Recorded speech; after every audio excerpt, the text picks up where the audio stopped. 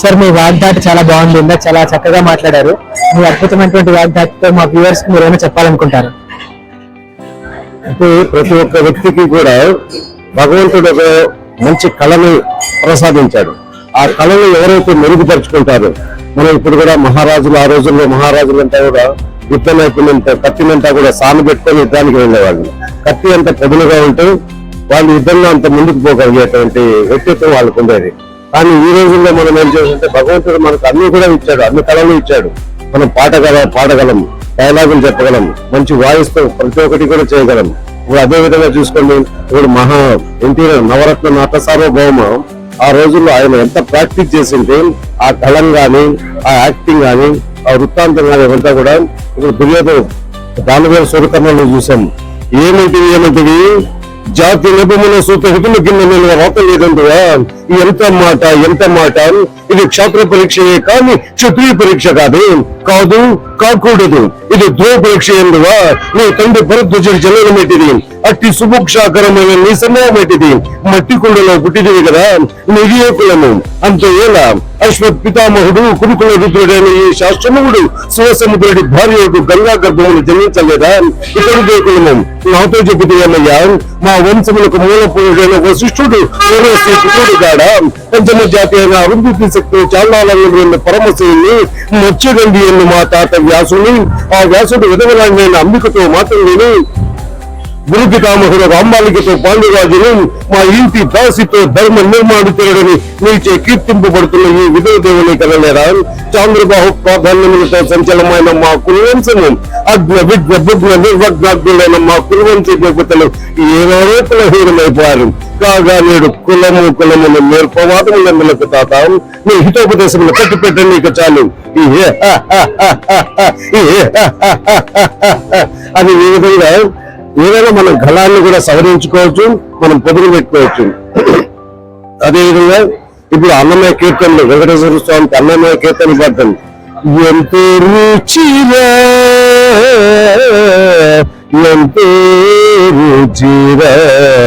అని చెప్పి పాడినటువంటి పాట. అదేవిధంగా ఆఖరిలో అన్నమయ్య పాడి రచనలు రాసి ఆయన అలసిపోయి కూడా ఏం చేశారంటే, అలసితే సొలసితే ఇంతటనే సేవగే సుచితిని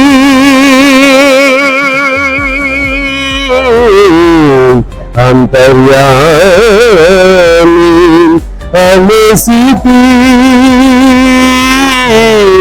సొలసితే మదిలే చింతలు మనలు మడుగులు వదలవులు వదలక ఎదుటనే శ్రీ వెంకటేశ్వర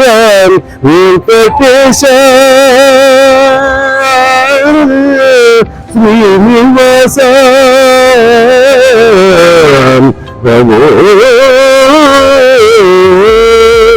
ఎదుటనే శ్రీ వెంకటేశ్వర యదనదాచివి అతీతనక అంతర్యామి అలసిపి సొలసిపి ఇంతటనే శరణిగే సుచితిని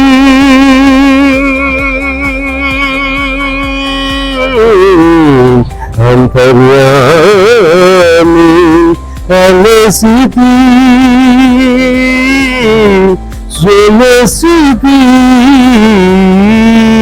ఈ విధంగా ప్రతి ఒక్కటి కూడా మనం డైలాగులు కానివ్వండి, సంగీతం కానివ్వండి, పాటలు కానివ్వండి, మనలో ఏదో ఒకటి ప్రతి భగవంతుడు మనకు అన్ని కళలు ఇచ్చాడు.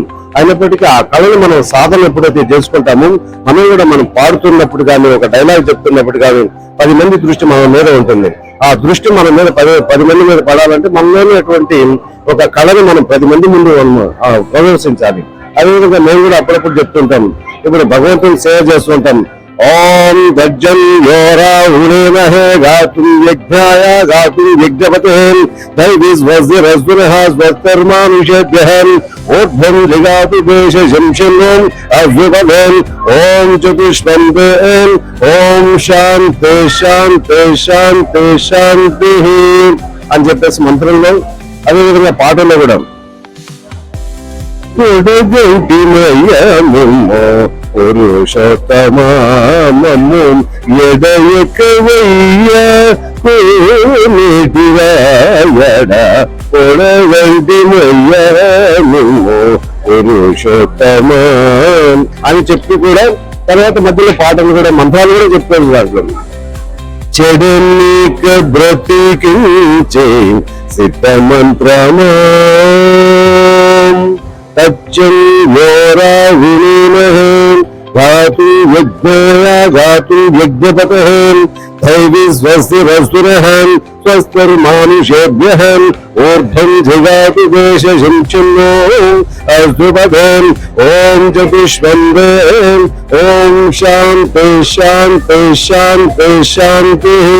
చెడనీక బ్రతికించే సిద్ధ మంత్రమా కూడా నడచి రక్షించే దివ్యౌషధమా బడి బాయక తిరిగే ప్రాణబంధుడా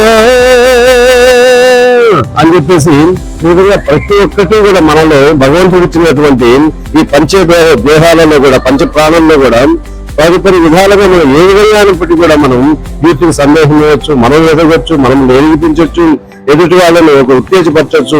ఇటువంటి కళలంతా మనలో ఉన్నాయి కాబట్టి మనం ఎప్పుడైతే సాను పెట్టుకుంటామో మనం కూడా మనల్ని కూడా 10 మంది ముందు ప్రదర్శించవచ్చు, 10 మందిని బోధన చేయొచ్చు, 10 మందిని ఉత్తేజపరచవచ్చు.